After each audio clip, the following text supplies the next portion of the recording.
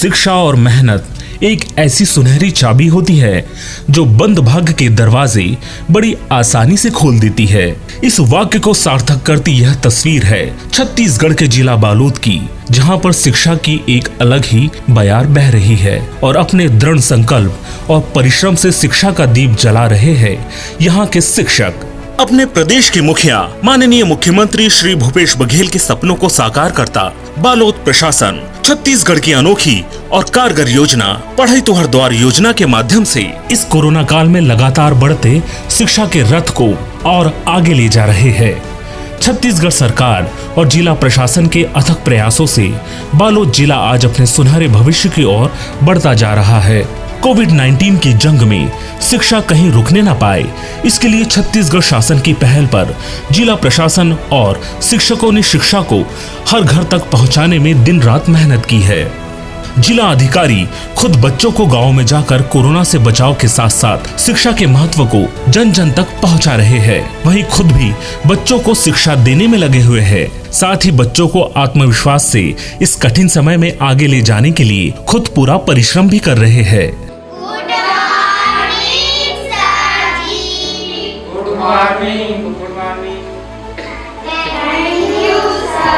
आज हम लोग जड़ एवं पत्ती अध्याय का अध्ययन करेंगे। ठीक है बच्चों, हम अपने आसपास देखते हैं तो हरियाली ही हरियाली दिखाई दे रहा है। नहीं जी, ये आसपास, और किसकी वजह से हरियाली दिखाई दे रहा है? वेरी गुड, पेड़ पौधे की वजह से हमारा पर्यावरण हरा भरा दिखाई दे रहा है। और पेड़ पौधों की वजह से तो हरा भरा दिखाई दे रहा है, लेकिन खास तौर किस कारण हरा भरा दिखाई दे रहा है? पत्तियों के कारण। पत्तियों के कारण पेड़ पौधे हरा भरा दिखाई दे रहा है। ठीक है, आज हम पेड़ पौधों में पत्तियों की जमावट के बारे में कुछ जानेंगे। ठीक है जी, ठीक है। पेड़ पौधे में पत्तियां डाली पर 3 तरह से लगी होती है। कितने तरह से लगी होती है? 3 तरह से। Very good. सरकार की दूरगामी सोच जिससे कि होनहारों का भविष्य उज्जवल हो, उसके लिए छत्तीसगढ़ सरकार की पढ़ाई तो हर द्वार योजना और जिला प्रशासन शिक्षकों के साथ मिलकर नए नए तौर तरीकों से यहाँ के बच्चों को शिक्षा प्रदान करा रहे हैं। ज्ञान से वंचित न हो, इस उद्देश्य को लेकर प्रदेश सरकार ने ये कार्यक्रम चालू किया है पढ़ाई के अनुसार। और हमारे जो बालोद जिले में भी इसमें काफ़ी हमारे जो शिक्षा विभाग के टीचर्स लोग हैं काफ़ी मेहनत कर रहे हैं।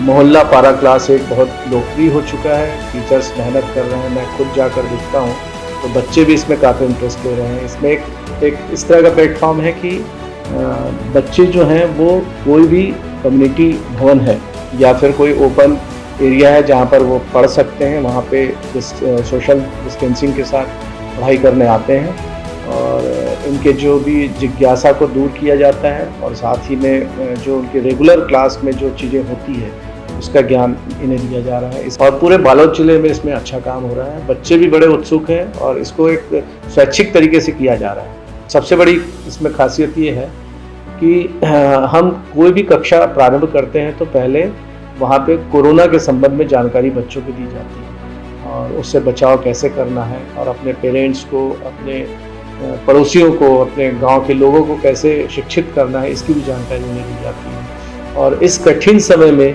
राज्य शासन द्वारा प्रारंभ की गई ये योजना काफ़ी अच्छी तरीके से क्रियान्वित की जा रही है और मैं शिक्षा विभाग के इन टीचर्स को अब शुभकामनाएं और प्रणाम भी करना चाहूँगा कि ऐसे कठिन समय पर वो बच्चों को शिक्षा से वंचित नहीं होने दे रहे हैं। पूरी अपनी तरीके से कोशिश कर रहे हैं कि उन्हें ज्ञान की प्राप्ति हो और उनका शिक्षा में किसी तरह का व्यवधान न हो। मेरा नाम भूषण देवांगन, जगह मंदिर प्रांगण भैंसबोर।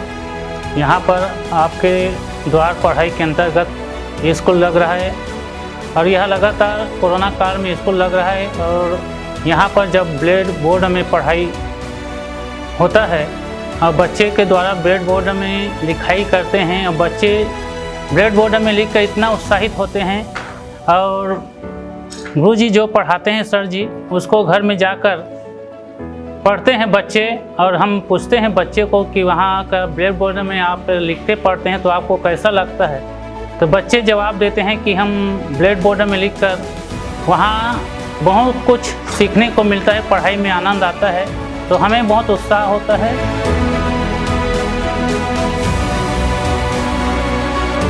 ऑनलाइन शिक्षा के माध्यम से शिक्षक अपने विद्यार्थियों को शिक्षा प्रदान करा ही रहे हैं, साथ ही उनके पालकों को भी तकनीक के जरिए ऑनलाइन पढ़ाई के लिए प्रेरित भी कर रहे हैं। शिक्षकों के इस अभूतपूर्व प्रयासों से आज बच्चों में पढ़ाई के प्रति रुझान बढ़ा है।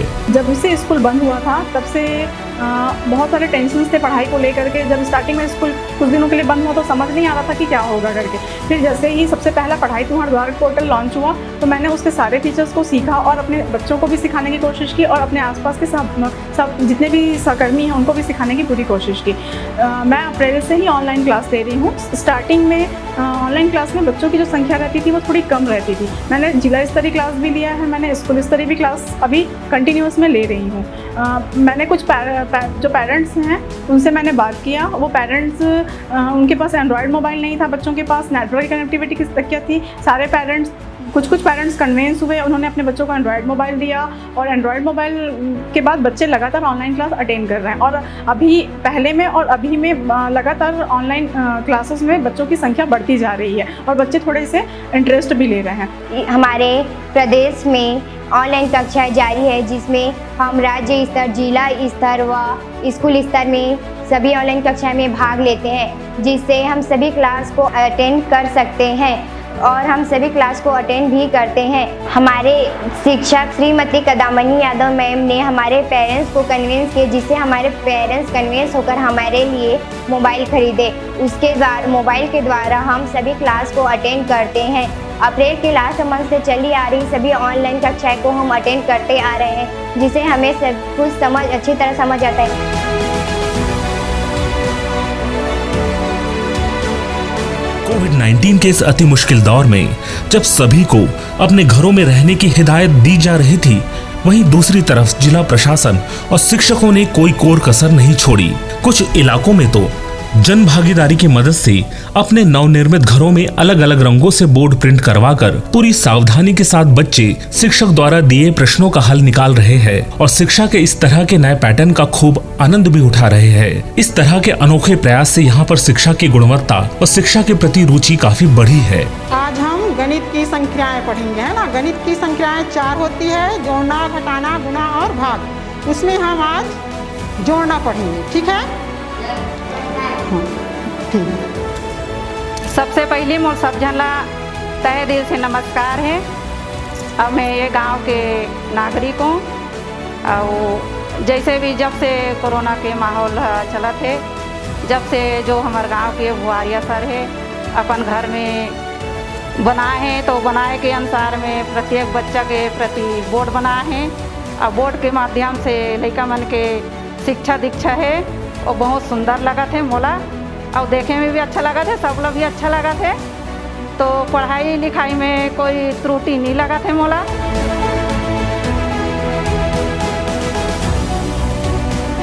शिक्षा का यह अनोखा तरीका यहीं तक सीमित नहीं रहा। सरकार की महत्वाकांक्षी योजना पढ़ाई तो हर द्वार को जन जन तक पहुंचाने का कार्य शिक्षकों द्वारा निरंतर जारी है। पढ़ाई तो हर मोहल्ला के माध्यम से शिक्षकों ने अपने सहायक शिक्षकों की मदद से सामुदायिक भवनों में शिक्षा का एक अनोखा तरीके से संचालन किया, जहां पर बच्चों में शिक्षा के लिए रुचि बढ़े। इसके लिए वहां पर मिट्टी और बांस से खिलौने बनाने के साथ साथ वॉल बोर्ड के माध्यम से विभिन्न प्रकार की कलाकृतियां बनाना और प्रश्नों को हल करना बड़े ही दिलचस्प तरीके से सिखाया जा रहा है। हमारे प्रदेश के मुख्यमंत्री ने ऑनलाइन और ऑफलाइन 2 प्रकार की पढ़ाई तुहर द्वार लॉन्च किया हुआ है। हमारे छोटे बच्चों के लिए पढ़ाई तुहर द्वार ऑनलाइन में असुविधा हो रही थी, बच्चे जुड़ नहीं पा रहे थे। इस कारण उन्होंने फिर एक ऑफलाइन पढ़ाई तुहर द्वार प्रारंभ किया। साथ साथ शैक्षिक विधियां भी बच्चे माचिस की तीलियों को गट्ठा बनाकर और MGML के आकृतियों से विभिन्न चित्र बनाकर और वॉल बोर्ड से बच्चे गणित के हल, चित्र, कहानी लिखना सीख रहे हैं। इस तरह मैं कहता हूँ कि यह पढ़ई तुहर द्वार बहुत ही अच्छा है और जहाँ संचालित नहीं हो रही है, मैं वहाँ के शिक्षकों से भी आग्रह करूँगा कि वे इस प्रकार की गतिविधियाँ जारी रखें ताकि बच्चे पढ़ाई से वंचित ना हो, शिक्षा से वंचित ना हो, अन्य शैक्षिक गतिविधियाँ सीखते रहें। राज्य शासन की पहल और जिला प्रशासन के अथक प्रयासों से ऐसे दूरस्थ इलाके जहां पर इंटरनेट की सुविधा बाधित रहती है, ऐसे इलाकों में पढ़ई तुहर मोहल्ला के माध्यम से ऑफलाइन पढ़ाई का संचालन किया जा रहा है।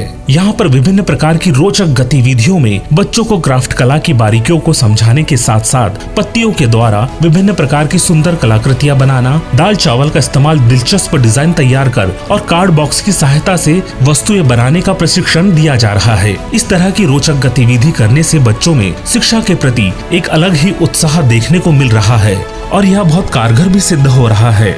जैसे कोविड-19 के तहत हमारे अभी शालाएं सारी बंद है, उसके शासन के दिशा निर्देश के अनुसार हम पढ़ई तुहर पारा मोहल्ला इस टाइप के कार्यक्रम के अंतर्गत हम बच्चों को पढ़ा रहे हैं कि कैसे हम उन बच्चों को वहाँ पर गतिविधि के माध्यम से उनको वहाँ पर हम स्थिर रह सके। इस उद्देश्य को लेते हुए मैंने कुछ ये गिनतारा बनाया है जो गणितीय संक्रियाओं को दर्शाने के लिए है, स्थानीय मान को बताने के लिए है। मैंने बच्चों से ये पत्ते का कार्य कराया है, जिससे बच्चे, मुझे पेड़ पौधे से बहुत प्यार है, तो ये मैं बच्चों से ये काम कराई जिससे बच्चे बहुत ही खुशी पूर्वक क्लास में जो बच्चे नहीं आ रहे थे वो भी बच्चे आना शुरू करें।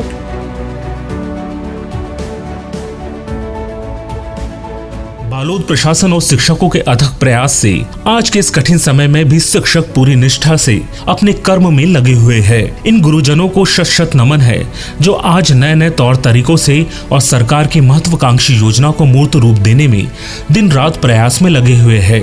चाहे वह ऑनलाइन पढ़ाई हो, ऑफलाइन शिक्षा देने का कार्य हो या फिर कलात्मकता के जरिए बच्चों को शिक्षित करना हो, हर तरह से अपना पूरा योगदान इन शिक्षकों द्वारा दिया जा रहा है और साथ ही जिला प्रशासन भी इन शिक्षकों की पूरी मदद कर रहा है।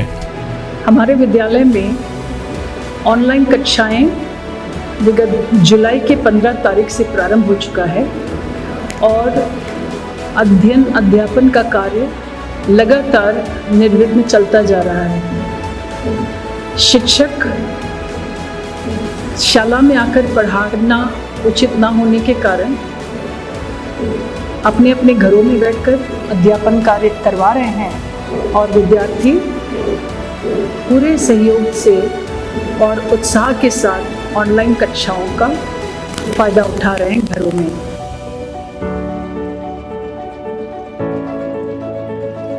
शिक्षकों द्वारा जारी यह प्रयास निसंदेह बहुत कारगर साबित हो रहा है। शिक्षा को हर हाल में विद्यार्थियों तक पहुंचाने में शिक्षक अलग अलग माध्यमों का उपयोग कर रहे हैं। शिक्षा का यह महायज्ञ रुकने न पाए, इसके लिए शिक्षक अपनी कार को भी शिक्षा प्रदान करने के उपयोग में बड़े ही अनोखे तरीके से इस्तेमाल में ला रहे हैं। हमारे पास कोई ऑप्शन नहीं था, जिसको देखते हुए हम लोगों ने एक नया विकल्प सरकार की तरफ से खोजा गया, पढ़ई तुहर पारा के अंतर्गत। उसके अंतर्गत हमने क्या शुरू किया, मोहल्ले में जाकर सभी बच्चों को इकट्ठा किया गया, उनके पालकों से हमने बात किया और पालकों से बात करने के बाद उनसे कहा गया कि सर क्यों ना हम, स्कूल तो बंद है, हम एक मोहल्ला मतलब मोहल्ला रूपी एक पढ़ाई की शुरुआत की जाए। उनके सहयोग से हमारे यहाँ के जो सरपंच महोदय हैं श्री अरुण साहू जी, उनके सहयोग से हमको कर्मा भवन साहू भवन यहाँ पर प्राप्त हुआ गया। वहाँ पर मैं निरंतर इनकी पढ़ाई को जारी कर रहा था, क्योंकि मुझे लगा कि कोर्स ज़्यादा है, जिसके चलते मैंने, जो मेरे बच्चे हैं, मुझे यहाँ कार वाले गुरुजी के नाम से संबोधन किया गया, तो मैंने इसी कार का एक फ़ायदा उठाया कि क्यों ना मैं अपने कार को एक वर्चुअल रूम बना दूं। और मैंने कार रूपी एक वर्चुअल रूम तैयार किया और अपने ऑडियो के माध्यम से सभी बच्चों को यहाँ पर शिक्षा प्रदान करनी चाहिए।